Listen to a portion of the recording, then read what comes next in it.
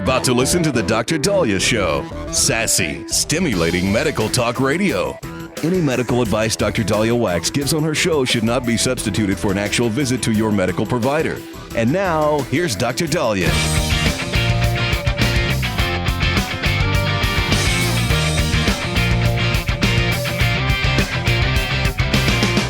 All right, we are back on the Dr. Daliah Show. Thank you all for tuning in. 1-877-Dr. Daliah, 1-877-DOCDALI.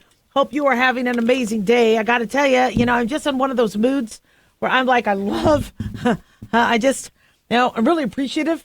When you're seeing what's going on right now with Hamas executing and hurting their citizens, and you see, what's happening in Nigeria with Christians, and you look at what's going on in other parts of the country. I mean, I want to thank God. I want to thank our military. I want to thank you all for, having America for us to have the safety and the freedoms that we have. And so I seem really, really, today, I'm just pretty appreciative. But, I'm watching the back and forth with the media on what happened over the weekend with the No Kings protest. And I'm a little confused because I thought a king is somebody that comes to power because of their bloodline, where nobody chooses them. So, if Trump was elected, and I'm not saying this in defense of Trump, it's just I love looking at strategy. I love looking at Republican strategy and Democratic strategy. And so I'm a little confused by this strategy. And you almost wonder if the No Kings protest actually had the opposite effect and Trump and the GOP as opposed to trying to hurt him. So a king, as a bloodline, just like King Charles, where they ascend to the throne, nobody gets to choose, the public has no say in it, and then they are there until they die. So already there's kind of a definition issue there. A king also isn't affected by a constitution and checks and balances and needs to leave office and freedom of speech. And so if somebody was king, again, you probably wouldn't see the millions of people being able to, which I will always fight to protect, the right to be able to be out there and air your grievances in a very peaceful way. They say anywhere from 5 to 7 million people among 2,700 sites were there. Not all the sites were organized. We heard some of the areas fizzled out, so there wasn't as much organization, but they were still able to accomplish 2,700 plus sites. But the No Kings, I wouldn't have gone with that. I think that there was just too many people going, really, you're calling him a king? I mean, he was voted in. That was not, yeah. And we're able to publicly, be out here and, make signs and protests. And it's a kind of counterintuitive and ironic. So that obviously was, I don't think, the right strategy to go. From what we understand, the numbers of people that came out still paled in comparison to other events like the George Floyd protests. I think the Women in Washington March.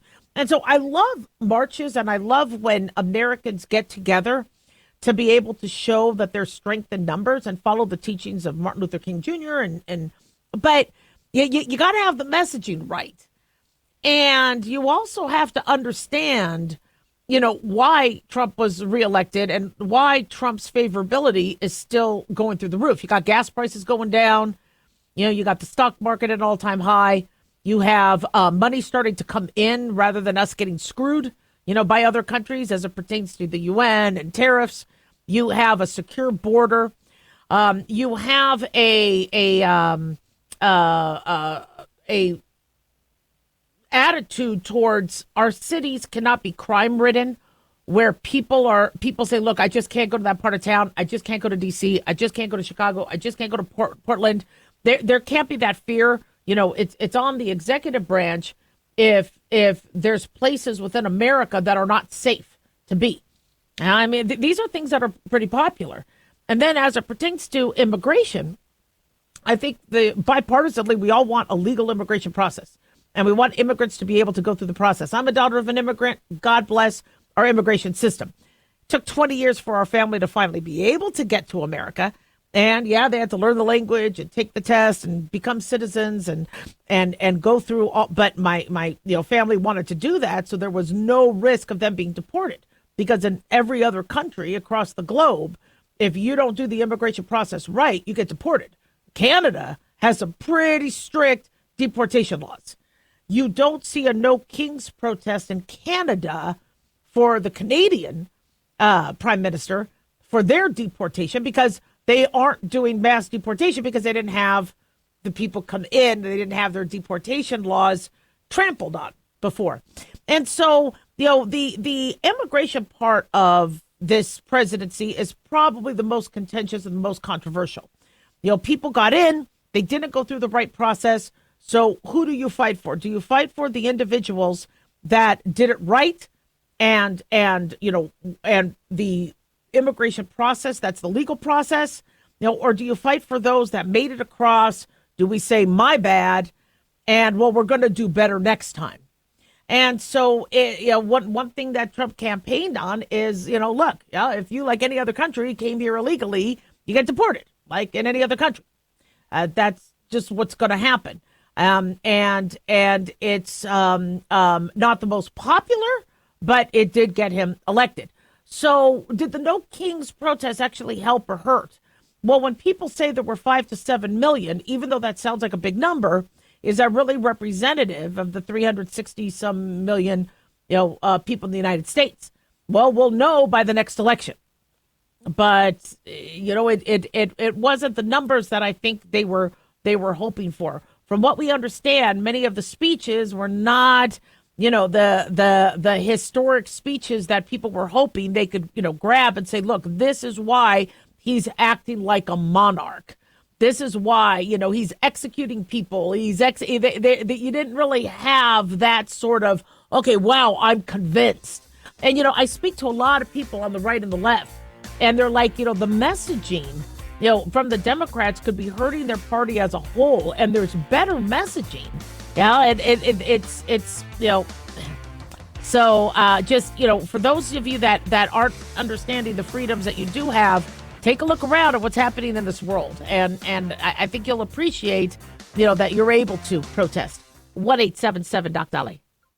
Hey guys, it's Dr. Daliah. Fantasy football season is coming, but sadly, too many of you are taking the bench while the country takes part in one of the most exciting and lucrative industries out there. Don't know how to play? Well, huddle up and listen. Paul Kalikas and I have written a fantasy football pocket guide for beginners. This book walks you through the basics and shows you how simple and lucrative joining or creating a fantasy football team can be. Read our fantasy football pocket guide for beginners found on Amazon, or follow the links on X and Facebook. That's Fantasy Football Pocket Guides for Beginners. Don't be left out. Carl Amari here to tell you about our newest website for old-time radio lovers. It's 100radioshows.com. At this site, there are 5 old-time radio shows waiting for you to download free as our gift to you, and be sure to browse the additional 700 old-time radio shows available to you for 70% off by using the promo code RADIO at checkout. This is a limited-time offer, so log on to 100radioshows.com. That's 100radioshows.com.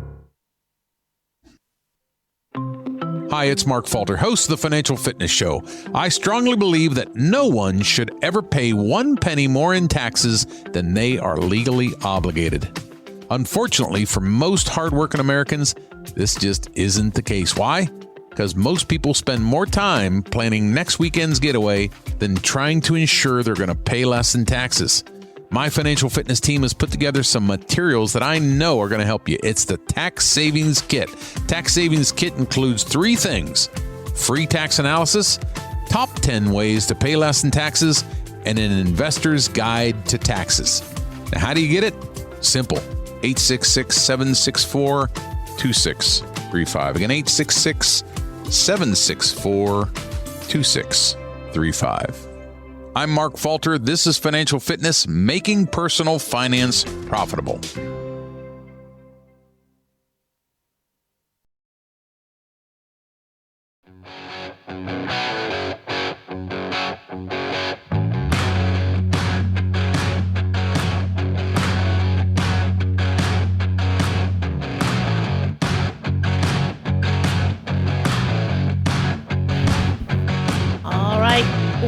on the Dr. Daliah Show. Thank you all for tuning in. 1-877-Dr. Dali, 1-877-DOCDALI. Big thanks to Talk Media Network for making the show happen. Big thanks to Daniel, our producer, and big thanks to y'all for tuning in. We really do appreciate it. Don't forget to follow us on Twitter or X at Dr. Daliah, Facebook, The Dr. Daliah Show, and on YouTube. Click like and subscribe. So, we are struggling to figure out why we are having less people want to become couples, want to have kids, want to get married. And one thing that has been very glaringly obvious is something called the crush recession, where many individuals don't have crushes. I mean, when was the last time you had a crush? And, I think back to the 80s, right? When I thought somebody was totally cool. I hated the words tubular and that kind of stuff. That was a little bit before my time. But they were rad. They were cool. They were hot. And I never used the term crush. It was I liked him, or, hopefully he liked me. It usually wasn't. It was usually the opposite. I liked more than the guy would like me. And then the guys that did like me, that I didn't like, you didn't know. You're like, okay, well, yeah, I mean, he likes everybody, so I'm not going to necessarily, chalk that up to a successful relationship. But last time I crushed on somebody was back at school. In fact, I had a crush on my husband. I was dating two different friends of his, not at the same time, but it wasn't my last crush. I had crushes because he and I didn't get married until much later. And a crush was always exciting, because, you're like, okay, does he like me? Oh my gosh, did he notice me? Wait a second, does he really like me? And the excitement of it is amazing. And then you think about them, and so, I'm sitting there at work and I'm working and, my mind starts to wander. And then you kind of think about, well, what if we got married? And, what would my new last name be? And, you just kind of, and you start to build up a framework, a foundation. It's not the most strong, because your crush, if they don't like you back, or if there's not something to that, that all falls apart. But if there is something to that, your crushing on that person starts to build a really big foundation. And so when we in therapy try to identify in couples where the spark left, because couples, sometimes they start to fizzle out and they start to fall out of love. And you're like, well, let's go back to when you were crushing on them. Let's go back to when you guys felt that spark. When you first saw him, why did you like him? In fact, I stole my husband's car. That's how I knew I liked him. So I stole his car because he didn't press charges. What happened was he was making fun of me. We weren't dating at the time, but we were at this party, and he was making fun of me. And he was thinking he was all that, and he was bragging to his friends because he was making fun of me. So I know how to steal a car. I grabbed his keys, and it's pretty easy. Stole his car. He was mad. He was so mad. So I come back to the party. I was actually barefoot when I stole his car. And because, I had to do it on the fly. I had to be pretty quick about it. And so I come back, and then, how many people could brag that they stole Corey's car? So I'm sitting there in front of everybody going, look, I stole his car. Well, then he takes me, he lifts me up, and he throws me. This is when somebody could lift me up, and he throws me to the pool. Now, we didn't like each other. We were not dating. I was involved with somebody else, but that built a foundation to our relationship. I'm not saying steal your loved one's cars, but you're going back to those memories of where you met. What were the first things you guys said to each other? How did they make you feel? What did their eyes look like? And it just, it really starts to build upon a relationship, and it makes you want them more. And so the crush fills in the gap a lot of times of the time it takes for you to help build that relationship, as long as it's a relationship that's mutual. And we're seeing that the younger generation is not getting that. They're not crushing. Well, is it because they're not around people? If you don't go to work and you're home and you can't see that person across the room, can't see that person in the lounge. You don't have, if you aren't around other people, it's difficult. Now, for the married world, that's a good thing. I got to tell you, the remote work saved a lot of marriages because people having these dalliances on the side and screwing around on their wife at work, while their wife is home or working someplace else. The remote work kind of limited those opportunities for people to be together. But for the single world, it's kind of necessary. To see somebody for me, we didn't have Tinder and Grindr and all those. You would go to the sports pub across the street from UNLV, or you would go to Shark Tank, or you would go to these clubs, and then I would see somebody, our eyes would meet, and then we would start dancing and, deciding to date or whatever, and hook up, whatever. And I was a pretty good girl, but boy, did I like to flirt. So if you don't have those opportunities, where you're seeing somebody and you're trying to, in the animal kingdom, that's what happens.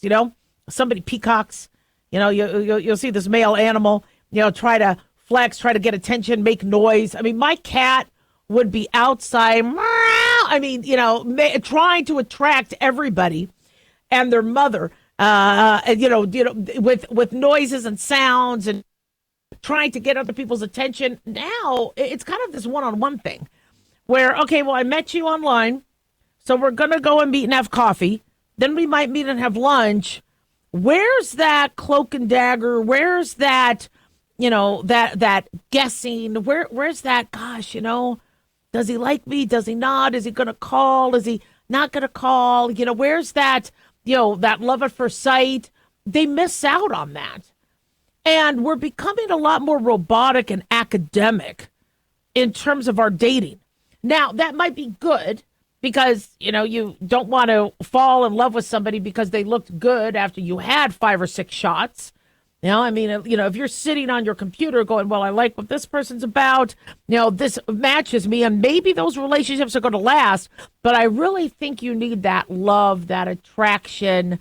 You need that flirting, and you need to develop that crush.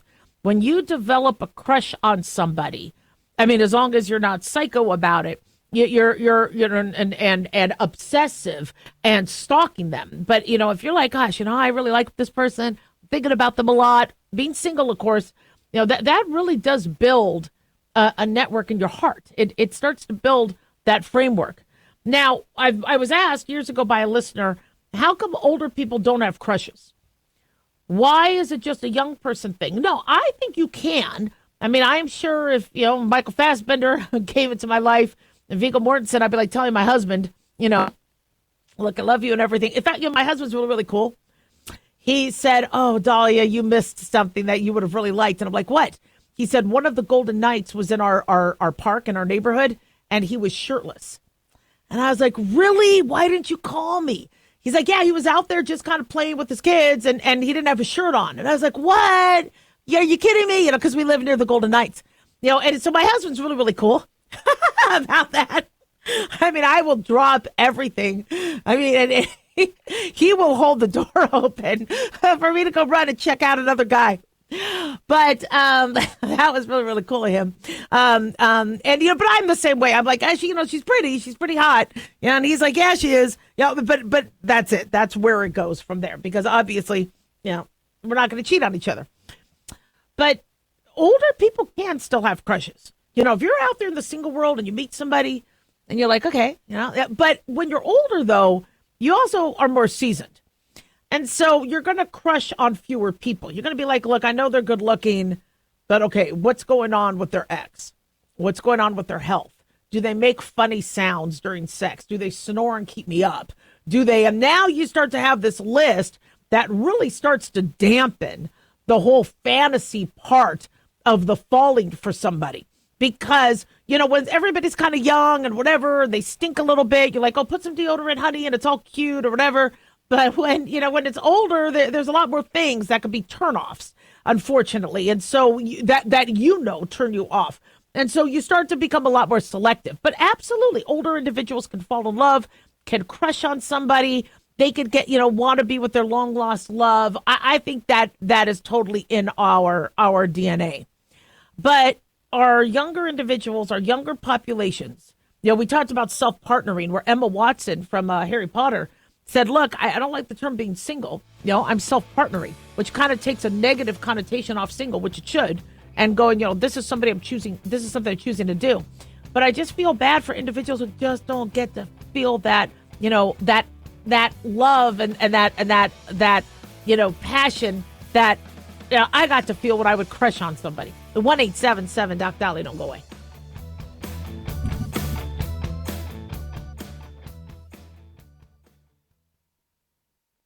Hi guys, Dr. Daliah here. Addictions can sneak up on us and come in many forms, whether it's drugs, alcohol, sex, video games, porn, or something less obvious such as food, internet, or shopping. Addiction can seem innocent at first and then evolve into an insurmountable evil. In our book, Addiction Basics, Caitlin Kalikas and I dive into the common addictions and provide tips for identifying and preventing these before they sneak in and take over our lives. Addiction Basics can be found on Amazon or my website, drdaliah.com. Check it out.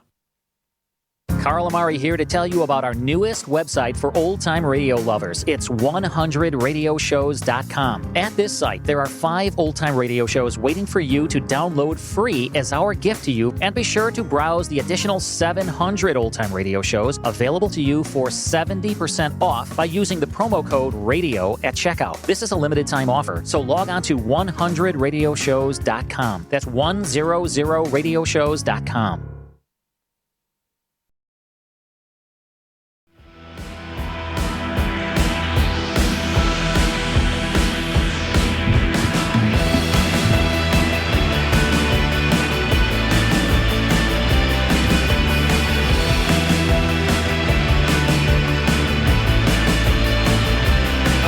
We are back on the Dr. Daliah Show. Thank you all for tuning in. 1-877 Dr. Daliah, 1-877 DOCDALI. So I come from a family who culturally will not talk about their feelings.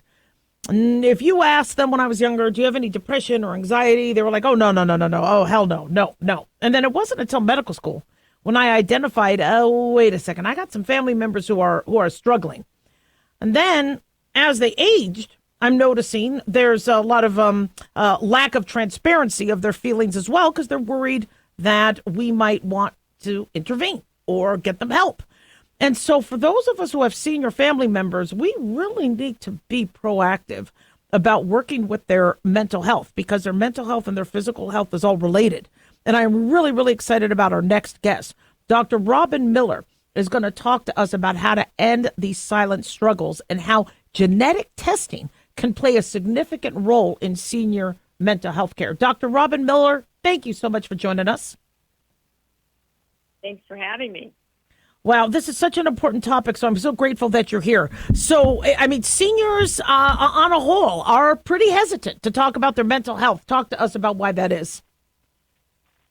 They definitely are. So, they've taken care of people their whole lives and may feel they need to maintain their strength. Especially when they have older parents, elderly parents, and young adult children, and they're sandwiched in between.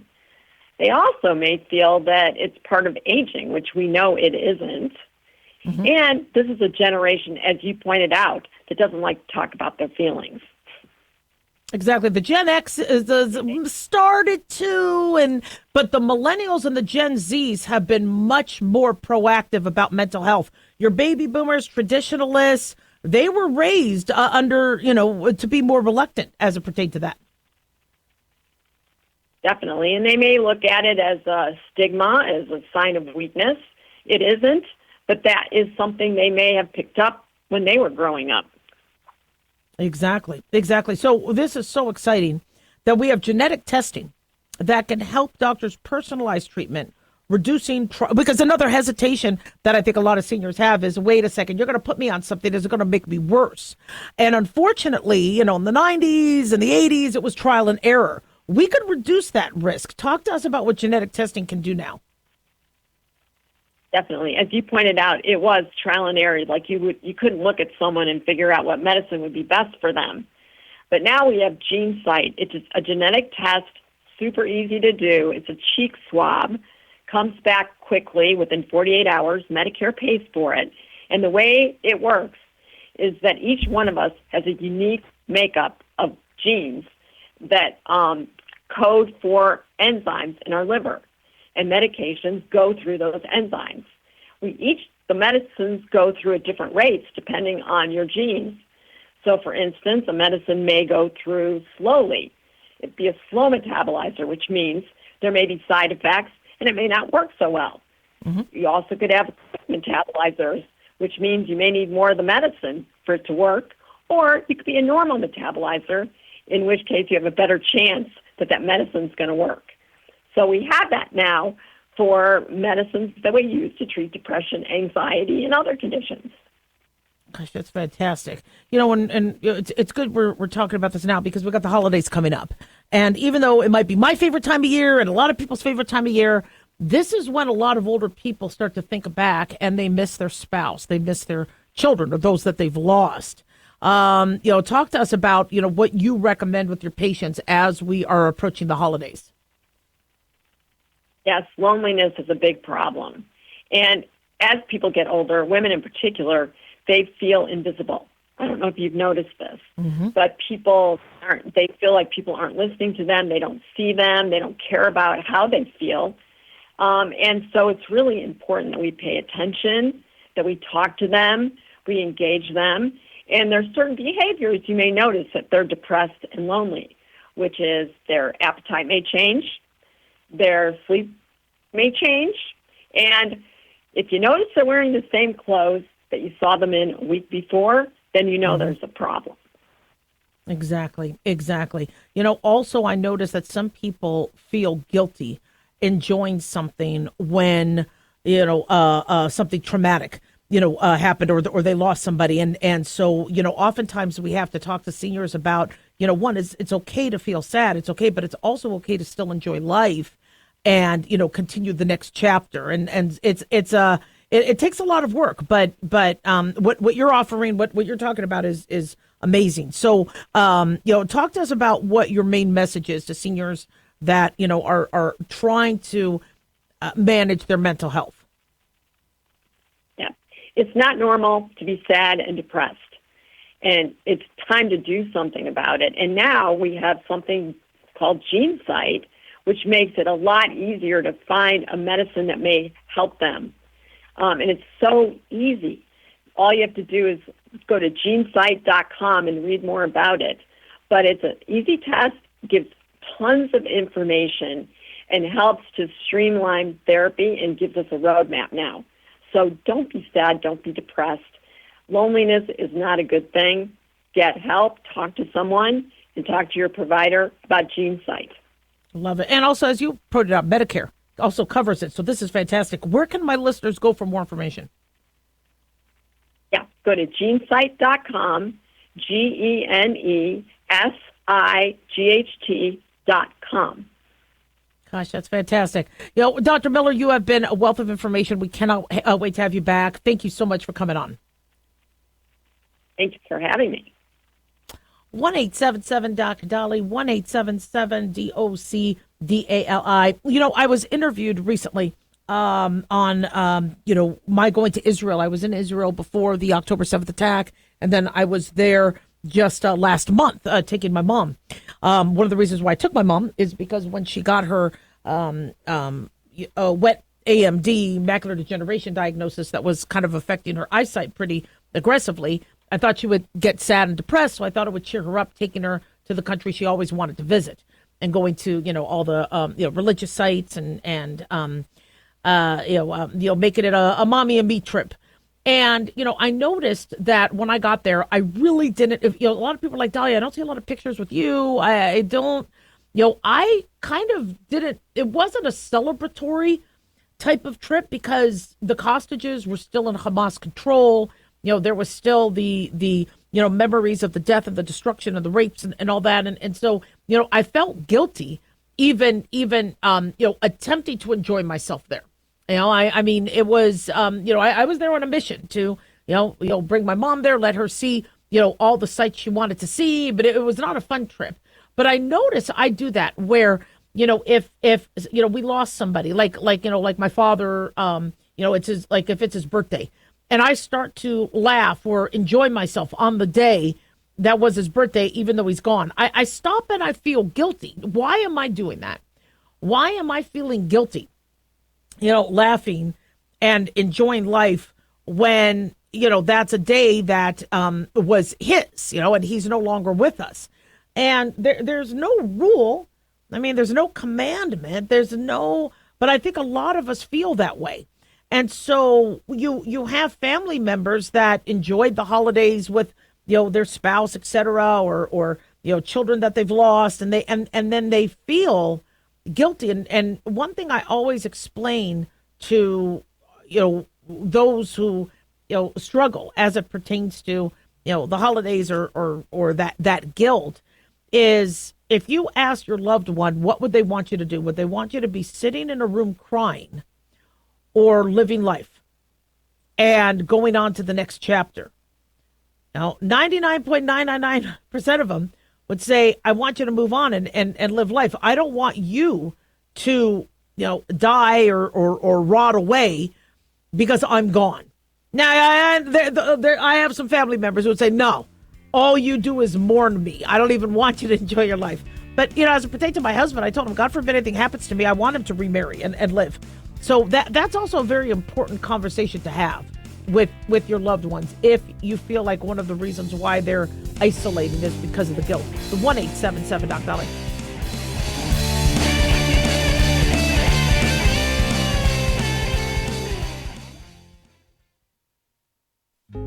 Hey guys, it's Clyde. We've had a lot of requests for Ground Zero merchandise, so we put together an online store with a big variety of high-quality items. I'm really excited to let you know about these things.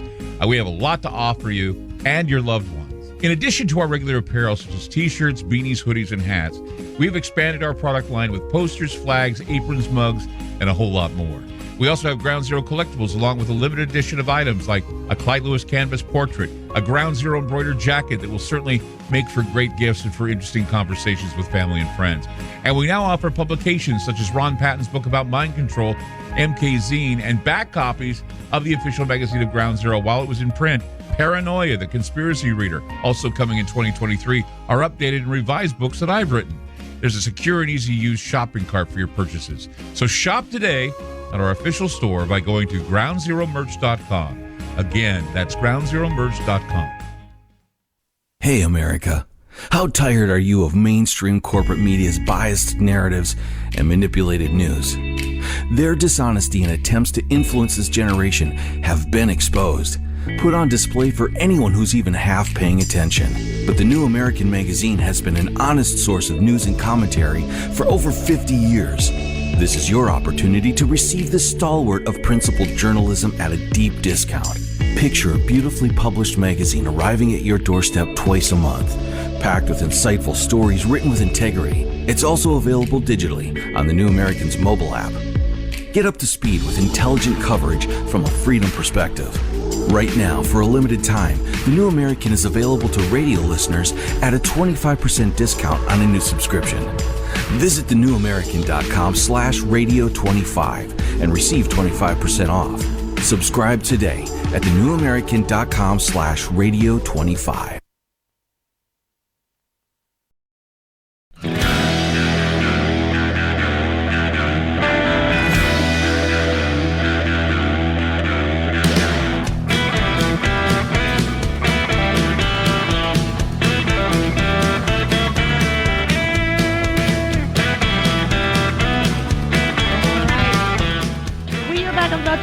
Show. Thank you all for tuning in. 1-877-DOC-DALIAH, 1-877-DOC-DALI. So the UK has done some research on antidepressants, and they found that antidepressants differ in side effects depending on the medication.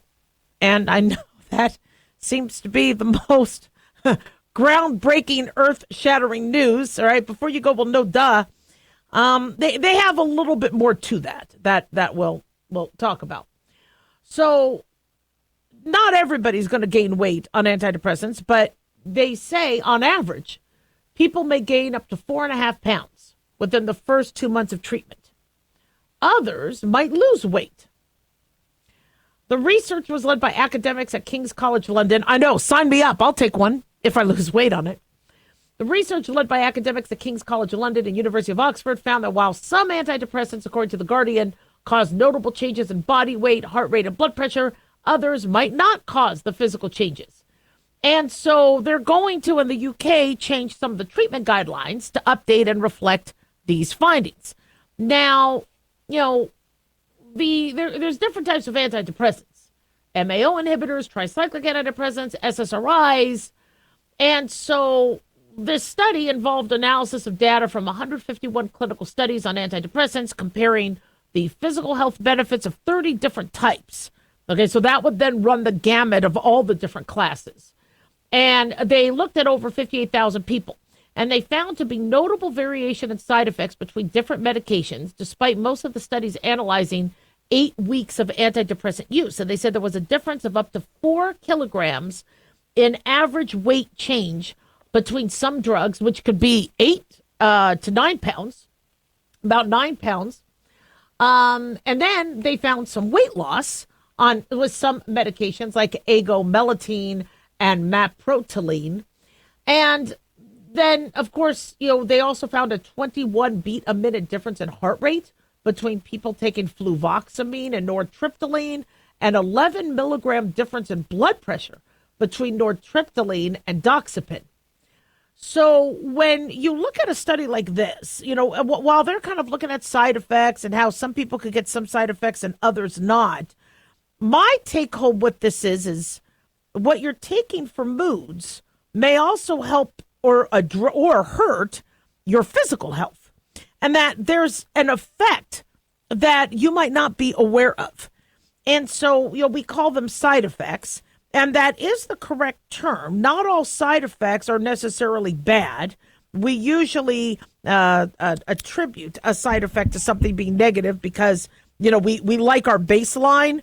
And so, if somebody said, a side effect we have is we actually feel better, I would still call that a side effect, but they would instead use the term benefit, that there's a benefit from the medication. But a side effect implies a outcome that isn't necessarily advertised on the FAA label or the FDA label. Not FAA, FDA label.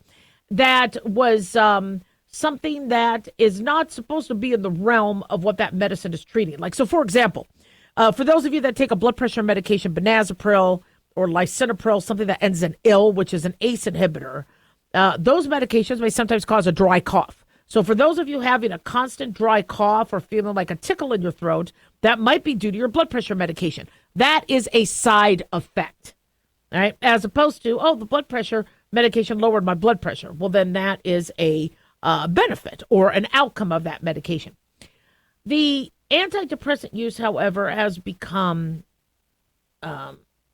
exponentially more popular. And we are turning to antidepressants ubiquitously now. We have this fear of, not addressing somebody's mental health. And some people are hesitant because they've taken medications and felt worse.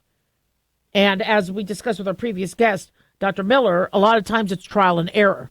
However, somebody struggling with mental illness may go to food, may go to alcohol, may go to drugs. And I do support finding the right treatment.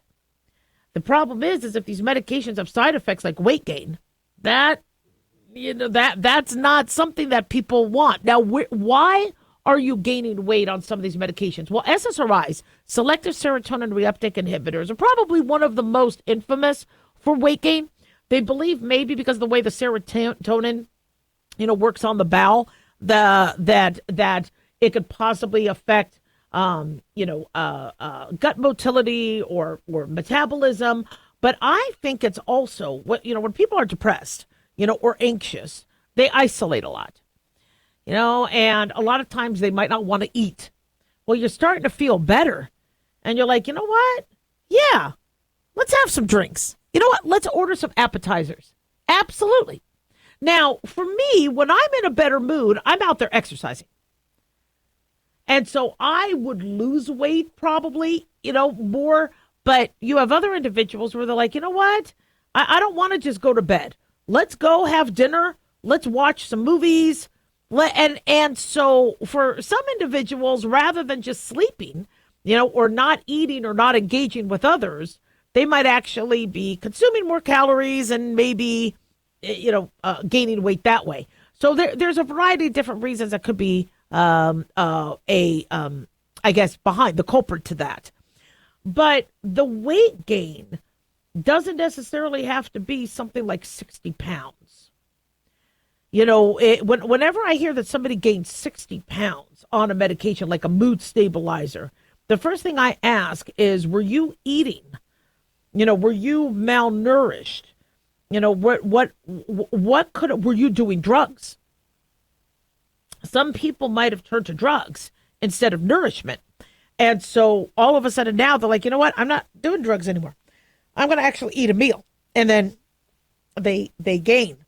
I don't want that to dissuade somebody from getting the care they need. We're all afraid of gaining weight. It happens. Now, I mean, menopause or perimenopause, I went through very early menopause in my 30s. And that's why I'm the weight I am. And it's very frustrating because I didn't change my workout. I didn't change my eating habits. I was pretty regimented. I mean, 1,500 calorie a day, doesn't matter. Hormones made me completely, transform from having an amazing waist to, now the way I am now. And I'm working on it still. I'm working on it, but I am not the weight I want to be. I don't take medication. The only medication I do take is some hormones for my doctor has me on estrogen and testosterone, which we'll talk about. A little bit of testosterone. Testosterone is starting to be one of the new things that women are asking for in menopause. You're like, why would women want that when our voices are getting lower and we're getting hairier? And we're, they say women as they age, start to masculinize because they lose their estrogen. But actually testosterone is a really, really good adjunct to hormones, which we'll talk about in a little bit. But, for those of you that are struggling with mental health issues, it doesn't necessarily mean you're going to gain weight. Plus, you could look at different medications, even in the same class. It doesn't necessarily mean if you gain weight with one, you're going to gain weight with another. So you want to touch your medical provider. You also want to take a look at what you're eating and your eating habits prior.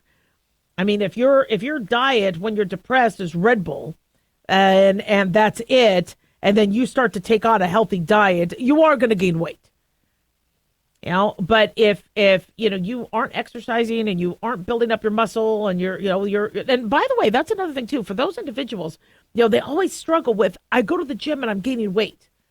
I'm gaining weight when I go to the gym. Well, one of that could be you are starting to retain more water because the body is starting to realize that your activity is changing.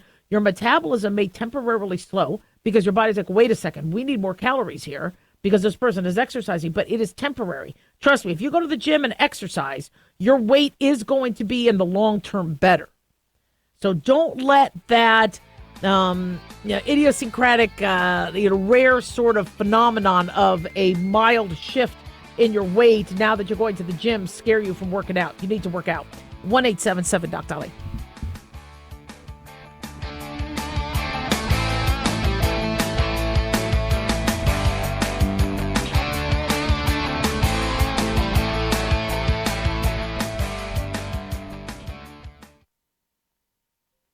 Looking for an easy read that can actually help secure someone's future? Pick up a copy of Mark Falter's book, Common Sense Income Strategies. For the past 30-plus years, Mark has helped thousands of hardworking Americans secure their financial future by using strategies that continue to create wealth, whether the market is up or down. Strategies that will make perfect sense once you take the time to read this powerful book. Common Sense Income Strategies brings to you what Mark has been teaching in person and talking about on the radio for decades. It's not rocket science, it's a pretty easy read. You've worked too long and too hard not to see the fruits of your labor. Common Sense Income Strategies is available now on Amazon or by calling 866-764-2635. That's 866-764-2635. Common Sense Income Strategies by financial fitness show host Mark Falter. Secure your financial future today.